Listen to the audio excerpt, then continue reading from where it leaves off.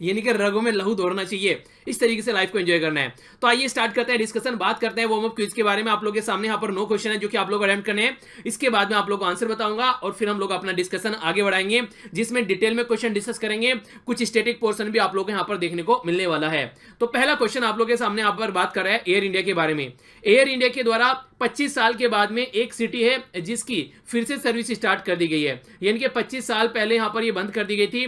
किस कंट्री की है ये सिटी, ये आप लोगों को बताना है। गवर्नमेंट ऑफ इंडिया के द्वारा 650 Eklavya model residential school, Eklavya का नाम आप लोगों को बताया। तो यहां पर एकलव्य के नाम पर यहां पर ये जो रेजिडेंशियल स्कूल बनाए जा रहे हैं, ये किस पर्टिकुलर पर्पज के लिए बनाए जा रहे हैं, ये आप लोगों को बताना है। चेन्नई ट्रैफिक पुलिस के द्वारा रिसेंटली अभी रोड सेफ्टी के लिए एक robot traffic service management start किया गया है। तो ये जो रोबोट है इसका नाम आप लोगों को बताना है, ठीक है। इस तरह के क्वेश्चन आप लोगों से कई बार पूछ लिए जाते हैं कि रोबोट के नाम दे देंगे आप लोगों से, या फिर रोबोट का नाम दे देंगे आप लोगों से, बोल देंगे कि ये क्या है, एक सैटेलाइट है या फिर कुछ भी इस तरीके से बोल देंगे, ठीक है। नेक्स्ट बात की जा रही है ये कुद्रेमुख नेशनल पार्क, ये किस राज्य में आप लोगों को देखने को मिलता है, ये आप लोगों को बताना है। नेशनल ग्रीन ट्रिब्यूनल जिसको आप लोग एनजीटी बोलते हैं, इसके द्वारा भी रिसेंटली 100 करोड़ रुपए का फाइन लगाया गया था एक राज्य के ऊपर, क्योंकि उस राज्य के द्वारा कोल माइनिंग के, उस राज्य के द्वारा जो वहां पर माइनिंग की गई, उस माइनिंग की वजह से काफी ज्यादा प्रॉब्लम वहां पर देखने को मिली, बहुत ज्यादा वहां पर डिजास्टर आ गया था, ठीक है। तो उस राज्य का नाम आप लोगों को बताना है और नॉर्थ ईस्ट का है ये राज्य है। नेक्स्ट बात की जा रही है यहां पर चाइना के लूनार रोवर U22 के बारे में। इसके द्वारा रिसेंटली अभी अनएक्सपेक्टेडली एक्सप्लोर करने की बात की जा रही है, जो चांद की वो वाली साइड जहां पर आज तक कोई नहीं पहुंचा है। तो जो ये चाइना का मिशन है, इस मिशन का नाम क्या है जिसका रोबोट है U22, ठीक है। तो ये पता होना चाहिए, काफी न्यूज में था। नेक्स्ट बात की जा रही है न्यू होराइजन के बारे में। न्यू होराइजन यहां पर इसके द्वारा अभी रिसेंटली खोजा गया उल्टीमा थुले, ठीक है। तो ये यहां पर एक स्नो फ्लोटिंग स्पेस में एक स्ट्रक्चर था जो कि यहां पर बर्फ का एक टुकड़ा सा था। तो किसका है ये न्यू होराइजन प्रोजेक्ट, ये आप लोगों को बताना है। नेक्स्ट बात की जा रही है कड़कनाथ के बारे में। कड़कनाथ चिकन यहां पर रिसेंटली अभी इसको ज्योग्राफिकल इंडिकेशन यानी कि भौगोलिक संकेतक का दर्जा दिया गया था। तो कौन से राज्य में यह दर्जा दिया गया था, यह बताना है। रिटायरमेंट एज जो होती है सुप्रीम कोर्ट के जज और हाई कोर्ट के जज की क्या होती है, क्योंकि बहुत ज्यादा ये न्यूज में रहती है।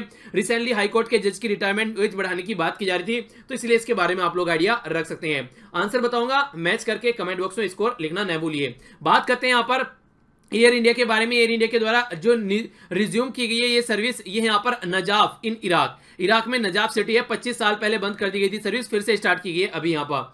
नेक्स्ट यहाँ पर जो एकलव्य रेजिडेंशियल मॉडल स्कूल है, यहाँ पर एकलव्य मॉडल रेजिडेंशियल स्कूल, ये ट्राइबल कम्युनिटी के लिए जो बच्चे हैं उनको पढ़ाने के लिए उन्हीं को वहां पर ले जाके रखा जाएगा और उनकी पढ़ाई कंप्लीट कराई जाएगी। नेक्स्ट यहाँ पर जो चेन्नई ट्रैफिक पुलिस के द्वारा रोबोट स्टार्ट किया गया है, ये है रोडियो, ठीक है। तो इसका नाम याद रखते हैं ROADEO। तो ये है रोबोट जो कि मैनेज करेगा ट्रैफिक जो यहाँ पर खासकर पर्टिकुलर एरिया में चेन्नई में, ठीक है। बात की जा रही है यहाँ पर ये कुद्रेमुख नेशनल पार्क के बारे में, ये कर्नाटका में देखने को मिलता है। नेक्स्ट यहाँ पर मेघालय में अभी माइनिंग में काफी प्रॉब्लम देखने को मिली वहां पर, तो इसकी वजह से यहाँ पर नेशनल ग्रीन ट्रिब्यूनल ने 100 करोड़ रुपए का फाइन इसके ऊपर लगाया। U22 जो यहाँ पर चाइना का प्रोजेक्ट है, ये है चैंग E4, ठीक है। तो चैंग E4 प्रोजेक्ट है जो कि चांद के लिए था यहाँ पर, और उस साइड में गया यहाँ पर जहां तक आज तक कोई नहीं पहुंचा, क्योंकि आप लोगों को पता है ये हमारी पृथ्वी हो गई, चांद जो है यहाँ पर ऐसे चक्कर लगाता है, इसीलिए हम लोग को वहां पर वो फिक्स दिखता है, क्योंकि उसी स्पीड से घूमता है जिस स्पीड से हमारी पृथ्वी घूमती है। तो उस तरीके से आप लोग इसको अंडरस्टैंड कर सकते हैं, यानी कि सिंक्रोनस वे में दोनों घूमते हैं। तो चांद की हमेशा हम लोग ये वाली साइड देख पाते हैं, ये वाली साइड नहीं देख पाते हैं, तो इस वाली साइड में यहाँ पर ये पहुंचा है, ठीक है। नासा का प्रोजेक्ट न्यू होराइजन जिसके द्वारा उल्टीमा थुले, ये यहाँ पर एक स्नो फ्लोटिंग स्पेस में देखने को मिला। इस जो स्नोमैन है, खासकर जो स्ट्रक्चर थी इसकी लगभग ऐसी आप लोगों को इंसान के जैसी यहाँ पर देखने को मिल रही थी, तो इसका नाम उल्टीमा थुले रखा गया। नेक्स्ट जो बात की जा रही है, ये बात की जा रही है कड़कनाथ के बारे में। तो मध्य प्रदेश में चिकन है, और अच्छी बात यहाँ पर ये है कि इसमें मैक्सिमम प्रोटीन पाया जाता है और फैट काफी कम है, तो इसी के चलते यहाँ पर इसको रिकमेंड भी किया जाता है प्लेयर के लिए, जो भी गेम खेलते हैं उनके लिए काफी फायदेमंद है ये जो चिकन खाते हैं, खासकर प्रोटीन के लिए। रिटायरमेंट एज जो है सुप्रीम कोर्ट की यहाँ पर ये है 65, जो खासकर हाई कोर्ट की है 62, और हाई कोर्ट की बढ़ाकर इसको भी 65 करने की बात की जा रही है काफी लंबे समय से। तो देखते हैं आगे क्या ऐसा कुछ हो पाता है। अभी हमारी कंट्री के चीफ जस्टिस ऑफ इंडिया है रंजन गोगोई जी, उनके द्वारा भी यहाँ पर यही एज बोली गई है कि एज को आप लोग बढ़ा दीजिए, ठीक है, क्योंकि बहुत सारी केसेस पेंडिंग पड़े रहते हैं, और अगर यहाँ पर एक इतना एक्सपीरियंस आदमी 3 साल और काम करता है यहाँ पर, तो वो काफी अच्छी एक बात आप लोग बोल सकते हैं, ठीक है। तो इसके बारे में आइडिया रख सकते हैं। तो स्कोर बताइएगा, आगे बढ़ता हूं। और देखिए इसके लिए आप लोगों को बिल्कुल भी ऐसा नहीं है कि 0 आ रहे हैं तो बिल्कुल टेंशन नहीं लेनी है, इसका मतलब सारे के सारे क्वेश्चन आप लोगों ने नहीं सीखे, तो खुश हो जाइए और बिल्कुल अच्छे से अपने आप को मोटिवेट रखना है।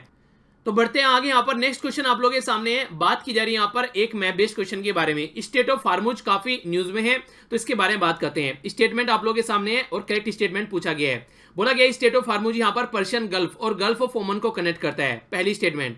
दूसरी स्टेटमेंट बोला गया कि पर्शियन गल्फ में यहाँ पर जो बात करते हैं इसकी, ये ओनली सी जो यहाँ पर ओपन होता है, यानी कि it is provide the only sea passage, जो पर्शियन गल्फ यहाँ पर ओशन में जाता है, यानी कि इससे होता हुआ यहाँ पर पर्शियन गल्फ से ओशन में यहाँ पर चीजें पहुंचती हैं। ठीक है, 60% जो टोटल यहाँ पर ग्लोबल ऑयल जो प्रोडक्शन है वो इसी के थ्रू होता हुआ गुजरता है। तो आप लोगों को यहाँ पर करेक्ट स्टेटमेंट बतानी है। ए में बोला गया 1 एंड 2 सही है, बी में बोला गया 1 एंड 3 सही है, सी में बोला गया 2 एंड 3 सही है, डी में बोला गया 1, 2 एंड 3 सही है। तो जो सही आंसर है इसका कमेंट बॉक्स में लिखिए, उसके बाद में आंसर देखिएगा। सही आंसर है इसका ए, यानी कि 1 एंड 2। स्टेट ऑफ हार्मुज अभी आप लोगों को दिखाऊंगा मैप में, ताकि आप लोग कनेक्ट भी यहाँ पर कर सकें। ये हो गया यहाँ पर स्टेट ऑफ हार्मुज, ये वाला पोर्शन। ऊपर ईरान हो गया, नीचे यूएई हो गया, यहाँ पर ओमन हो गया, इसको इसलिए गल्फ ऑफ ओमन बोलते हैं इसके नाम पर, और ये हो गया पर्शियन गल्फ यहाँ पर। तो इस तरीके से आप लोग देखते हैं यहाँ तक अगर सीधा सीधा जाने का कोई रास्ता है ओशन में तो यही देखने को मिलेगा। तो यहाँ से जो ट्रेड होता है ऑयल की फॉर्म में लगभग 20% का ट्रेड आप लोगों को यहाँ पर देखने को मिलता है, और बाकी और भी कई सारे ट्रेड होते हैं जो कि इस कंट्री में पर्टिकुलर एरिया में जो भी अच्छी चीजें होती हैं उनका भी यहाँ पर व्यापार किया जाता है। पर लेकिन ऑयल की फॉर्म में ओनली यहाँ पर 20% के करीब जो वर्ल्ड का ग्लोबल जनरेशन होता है। आखिर न्यूज में किसने था, क्योंकि अभी यहाँ पर कई सारे टैंकर के ऊपर अटैक किया गया था, जिसकी वजह से काफी चीजें न्यूज में आ गई थी। ठीक है, तो स्टेट ऑफ हार्मुज के बारे में याद रखिएगा, पर्शियन गल्फ को गल्फ ऑफ ओमन के साथ में कनेक्ट करता है। ये यहाँ पर ईरान और यूएसए के रिलेशन की वजह से भी यहाँ पर न्यूज में है। तो आंसर क्या हो गया यहाँ पर, इसका आंसर हो गया यहाँ पर इसका ए। आगे बढ़ते हैं। नेक्स्ट क्वेश्चन काफी इंटरेस्टिंग है, और इस तरह के क्वेश्चन आप लोगों से साइंस एंड टेक वाले पोर्शन में पूछ ले जाते हैं। 5G टेक्नोलॉजी के बारे में बात कर रहे हैं। पहले हम लोगों ने देखा 2G, फिर 3G, 4G, और अब हम लोग बात कर रहे हैं यहाँ पर 5G के बारे में। स्पीड काफी शानदार रहने वाली है, और शानदार तरीके से आगे आने वाले टाइम में एक्सपेक्टेड जो चीजें हैं वो काफी अच्छी चलने वाली हैं। तो बात की जा रही है 5G टेक्नोलॉजी जो है यहाँ पर, ये नेटवर्क का जो डेटा की जो स्पीड रहेगी, ये रहेगी 2 से लेकर 20 गीगाबाइट पर सेकेंड। ठीक है, तो ये आप लोगों को GBps की बात यहाँ पर की जा रही है। दूसरी स्टेटमेंट में बोला गया कि 5G नेक्स्ट जनरेशन जो सेलुलर टेक्नोलॉजी है यहाँ पर, ये एक तरीके से ये reliable communication with high latency के साथ में आप लोगों को देखने को मिलेगा। अगर इसके बारे में पता है तो आंसर बताएगा, नहीं पता है तो अभी एक्सप्लेन कर दूंगा फिर आगे चल के। बात की जा रही है 5G, ये एक तरीके से कमर्शियल यूजर जो भी होंगे यहाँ पर, उनको अपनी जो करंट डिवाइस होगी उसको 5G इनेबल्ड चीजों में कन्वर्ट करना पड़ेगा। आप लोगों को पता है पहले आप लोगों के पास में जो मोबाइल था वो चेंज हो गया, क्योंकि उसमें 4G के कनेक्शन नहीं थे। फिर आप लोगों ने सबने 4G वाला मोबाइल लिया, क्योंकि काफी अच्छे चलता है। कई सारे 3G के यूज करें वो एक अलग बात है, पर लेकिन 5G के लिए अलग से यहाँ पर आप लोगों को डिवाइस देखने को मिलेगी। तो इसके बारे में कौन सी स्टेटमेंट करेक्ट है? ए में बोला गया 1 एंड 2, बी में बोला गया 1 एंड 3, सी में बोला गया 2 एंड 3, डी में बोला गया 1, 2 एंड 3। तो अपना आंसर कमेंट बॉक्स में लिखिए, उसके बाद में आंसर देखिएगा। सही जो आंसर है यहाँ पर ये है बी, यानी कि 1 एंड 3। सबसे पहले जानते हैं यहाँ पर स्पीड की जो बात की जा रही है। स्पीड बोला गया है 2 से लेके 20 गीगाबाइट। अगर आप लोगों से कोई पूछे एमबीपीएस में इसको, तो आप लोग बोलेंगे 1 गीगाबाइट पर सेकंड का मतलब यहाँ पर ये होता है 1000 एमबीपीएस। यानी कि अगर आप लोग 5 एमबीपीएस की स्पीड यूज कर रहे थे तो आप लोगों को देखने को मिलेगा अब आप लोगों को यहाँ पर मिनिमम 1000 एमबीपीएस की स्पीड देखने को मिलेगी। कुछ ही सेकंड में आप लोगों की मूवीज जो लगभग आप लोग 700-800 एमबी की मूवीज रहते हैं, जरा सी देर में कुछ सेकंड में आप लोग उसको डाउनलोड कर साइड में कर देंगे। और यहाँ पर 2 से लेके 20 गीगाबाइट की बात की जा रही है, तो समझ सकते हैं आप लोग इसको 1000 से मल्टीप्लाई कर दें तो उतनी एमबीपीएस आप लोग की स्पीड आने वाली है। ठीक है, दूसरी स्टेटमेंट में जहां पर लगे है ये हाई लेटेंसी की बात की जा रही है। ये हाई नहीं होगा, यहाँ पर लो लेटेंसी होगा। इसके बारे में एक बार आप लोग देख लीजिए।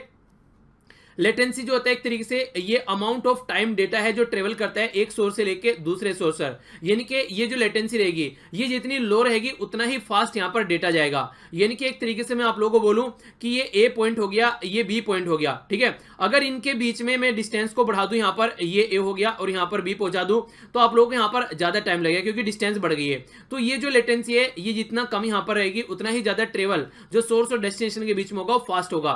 तो ये लो लेटेंसी यहाँ पर रहेगी तो ही यहाँ पर डेटा ये शानदार तरीके से आगे बढ़ेगा।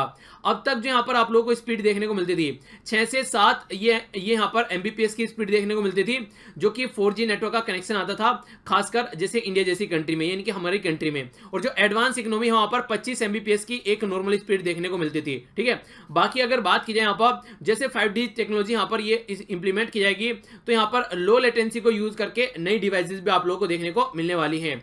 तो जो ये एमबीपीएस और जीबीपीएस का है ये हल्का सा आइडिया आप लोग जरूर रखिएगा। तो यहाँ पर ये वाली स्टेटमेंट भी बिल्कुल सही है। तो आंसर क्या हो गया 1 और 3 यानी कि बी। आगे बढ़ता हूं। और हाँ, एक और छोटा सा क्वेश्चन आप लोगों का यहाँ पर बन सकता है। वो क्वेश्चन ये है कि वर्ल्ड में सबसे पहले 5G टेक्नोलॉजी को स्टार्ट करने वाली कंट्री कौन सा है। तो पहले नंबर पर आगे यहाँ पर साउथ कोरिया, ठीक है। दूसरे नंबर पर यहाँ पर यूएसए, जो कि कुछ ही पीछे रह गए यहाँ पर। पहले नंबर पर साउथ कोरिया है। आगे चलते हैं नेक्स्ट क्वेश्चन की ओर। नेक्स्ट क्वेश्चन बात करें यहाँ पर एशियाटिक लायन के बारे में। तो ये आप लोगों के सामने यहाँ पर पिक्चर में है। तो एशियाटिक लायन की बात की जा रही है कि फर्स्ट टाइम यहाँ पर एंटायर जीनोम जो एशियाटिक लायन का है वो यहाँ पर अभी तैयार किया गया है, ठीक है। तो अगर आप लोगों से कोई पूछे जीनोम का क्या मतलब है, तो एक तरीके से आप लोग बोल सकते हैं जीनोम को जो हमारा जेनेटिक जो चीजें होती हैं एक तरीके से, यानी कि जो भी आप लोग देखते हैं कि पेरेंट्स से जो भी चीजें हमारे अंदर ट्रांसफर होती हैं हमारे से हमारे बच्चों के अंदर जाएंगी, तो ये एक तरीका एक पूरा पैटर्न होता है। तो जो जीनोम होता है वो पूरा अगर एक बार एनालिसिस कर लिया जाता है तो कई सारी चीजें, कई सारी बीमारियों का सोल्यूशन निकाला जा सकता है। तो लोयन का एंटायर जीनोम यहाँ पर जो CSIR यानी कि centre for cellular and molecular biology, यहाँ पर जो साइंटिस्ट है CSIR के और यहाँ पर इन दोनों के द्वारा मिलकर ये चीजें तैयार की गई है एंटायर जीनोम एशियाटिक लायन का। दूसरी स्टेटमेंट में बोला गया कि ओनली होम जो है एशियाटिक लायन का ये है गिर नेशनल जो पार्क है और इसी के साथ में वाइल्ड लाइफ सेंचुरी इन गुजरात। तो कौन सी स्टेटमेंट यहाँ पर करेक्ट है ये बताना है। ए में बोला गया 1 ओनली, बी में बोला गया 2 ओनली, सी में बोला गया बोथ, डी में बोला गया नन। तो सही आंसर बताइए, उसके बाद में आंसर देखिएगा। सही आंसर जो है इसका ये है सी, यानी कि दोनों ही स्टेटमेंट यहाँ पर सही है, ठीक है। तो ये आप लोग याद रखिएगा, इसके बारे में क्वेश्चन बन सकते हैं। ये पूरा एक्सपेरिमेंट जो किया जा रहा है ये एशियाटिक लायन के ऊपर किया जा रहा है, जो कि बेसिकली पाया जाता है गुजरात के अंदर में। ओके, थोड़ा और डिटेल में यहाँ पर बात कर लेते हैं। बात की जा रही है जीनोम के बारे में। तो कंप्लीट सेल ऑफ थिंग्स आप लोग बोल सकते हैं, यानी कि जो सेल होते हैं, जो जीन्स होते हैं, वो इसका कंप्लीट सेट, ठीक है।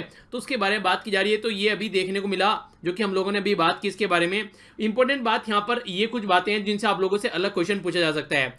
IUCN की रेड लिस्ट में इंडेंजर्ड कैटेगरी में इसको रखा गया है। हमारी कंट्री में ये जो वाइल्ड लाइफ प्रोटेक्शन एक्ट 1972 है, इसमें यहाँ पर इसको एक तरीके से इंडेंजर्ड कैटेगरी में रखा गया और कंजर्व करने की बात करते हैं। नेक्स्ट जो बात की जा रही है, बहुत ही कम हमारी कंट्री में इनकी संख्या बची है, लगभग 523 एट प्रेजेंट गिर फॉरेस्ट में। तो इसलिए इनके बारे में काफी बातें की जाती हैं। हल्का सा आइडिया इसके बारे में माइंड में आप लोग रख सकते हैं। नेक्स्ट क्वेश्चन आप लोगों के सामने यहाँ पर बात कर रहे हैं, फिर से ये गिर वाले एरिया की बात कर रहा है गुजरात में। तो यहाँ पर बात कर रहे हैं एक सेंसस के बारे में। हर्बीवोर बोलते हैं यहाँ पर जो शाकाहारी होते हैं। तो एवरी समर यानी कि हर गर्मियों में यहाँ पर फॉरेस्ट डिपार्टमेंट गुजरात के द्वारा जो शाकाहारी सेंसस यहाँ पर कंडक्ट कराया जाता है गिर फॉरेस्ट के अंदर। पहली स्टेटमेंट।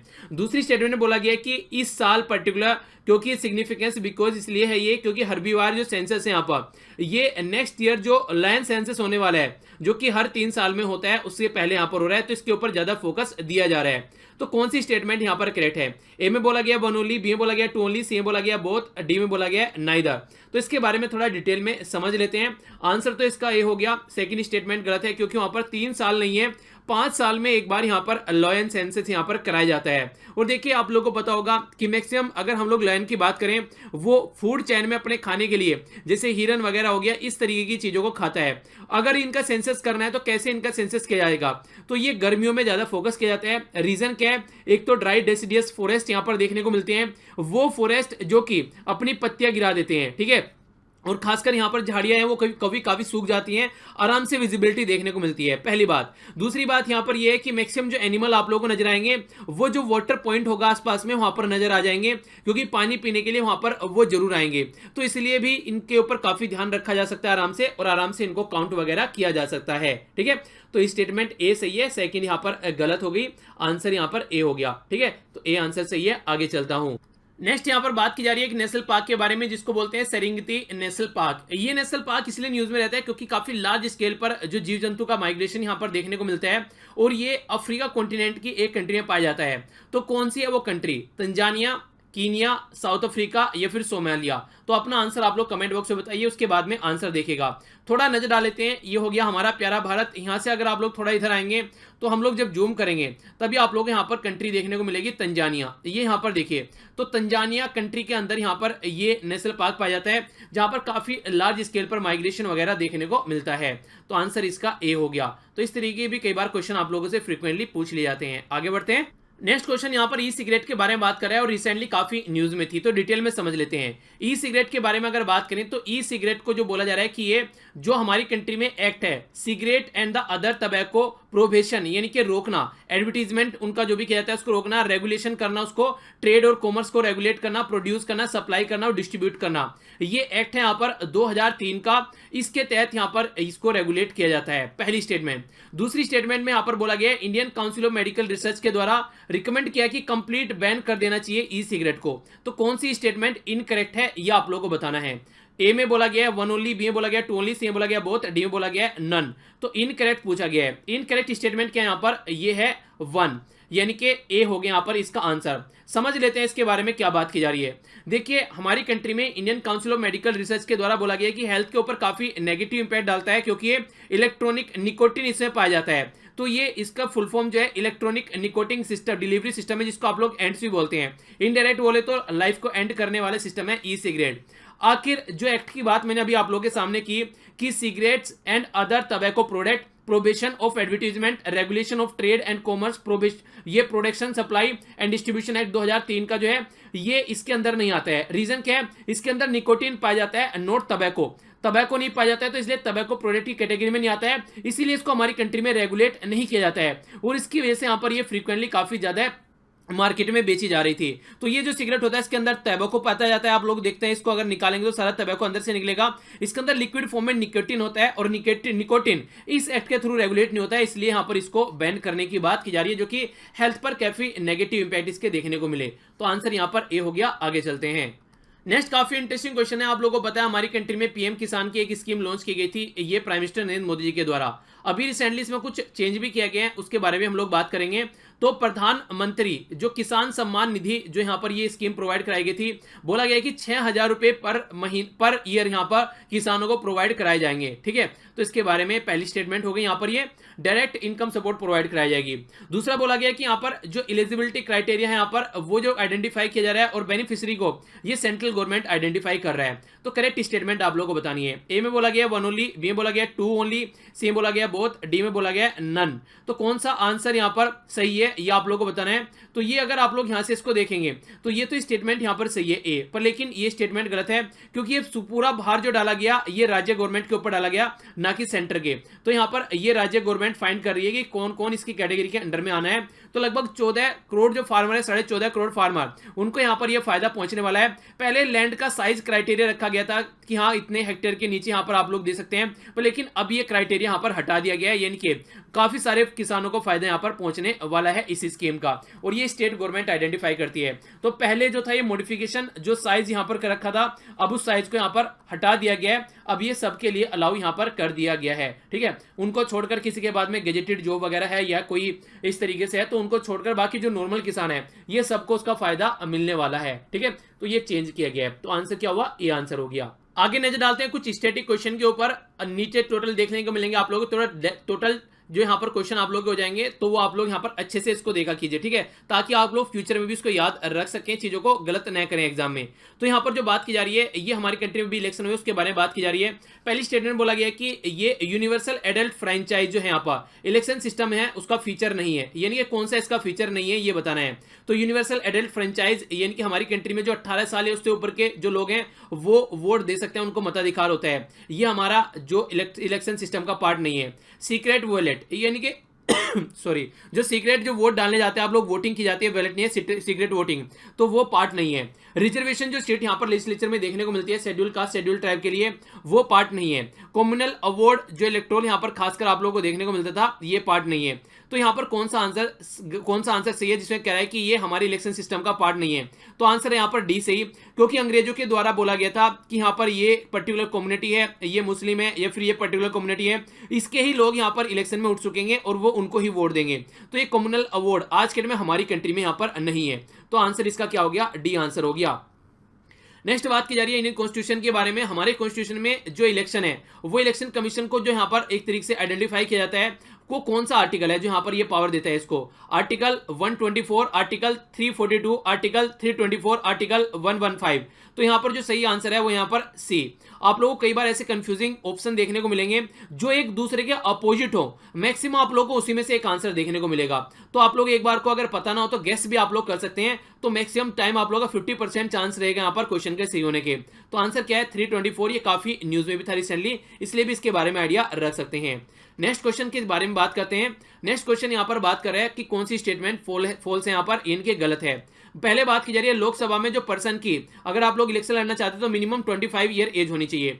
दूसरे बोला गया कि कोई पर्सन अगर शेड्यूल कास्ट या शेड्यूल ट्राइब से बिलोंग करता है वो कॉन्टेस्ट नहीं कर सकता है, जनरल जो सीट रहती है वो, ठीक है। तीसरी स्टेटमेंट यहाँ पर बोली गई है कि यहाँ पर किसी भी हाउस में अगर आप लोग यहाँ पर एक तरीके से मेंबर जो है यहाँ पर आइदर हाउस में अगर बात की जाए यहाँ पर पार्टी अगर मना कर देती है तो वहां पर कोई भी जो मेंबर होगा वो वहां पर उसके हिसाब से काम नहीं करेगा तो उसको डिस्क्वालीफाई कर दिया जाएगा, चाहे वो कोई से भी हाउस में क्यों ना हो। यह है स्टेटमेंट, यानी कि अपनी पार्टी की डायरेक्शन के हिसाब से काम करना पड़ेगा वरना डिस्क्वालीफाई कर दिया जाएगा।